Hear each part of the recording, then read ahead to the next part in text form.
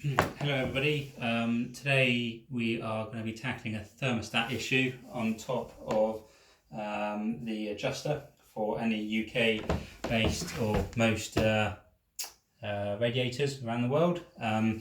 The issue we have this on today is that the actual radiator is staying hot all the time. There's a little plunger inside that needs to move up and down to allow and it adjusts the flow of water into the actual radiator itself. In this case it seems to be jammed all the way up, allowing maximum heat, and regardless of what kind of adjustment we do here, it's too hot for the room. So I'm going to show you a little trick that I found that fixes it.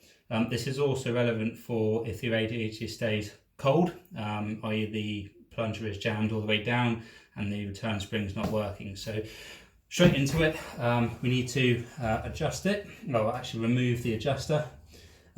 These are usually just finger tight, or they should be, or you can just get a pair of pliers and remove it. Another little way of doing it is you can get a flathead, just pop a flathead on it, knock it off just to release it, or a pair of pliers will be absolutely fine. So in this test we can see the actual plunger is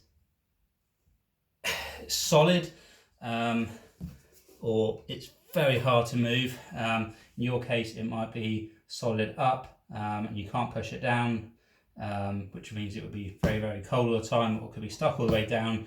It would be all the way up, it'd be very hot all the time, or if it's all the way down, it'd be very, very cold. So quick easy way around this. Just grab yourself some WD-40, which I've got here. So just a bit of WD-40, spray it on the top, don't need much, and get yourself a mallet. Be very careful with this, you don't want to be smacking anything about, cracking any of the unions, even the mount on the wall. Literally just a small tap. You can hear the pitch change there. Clean up where you are, and there we go, it's back.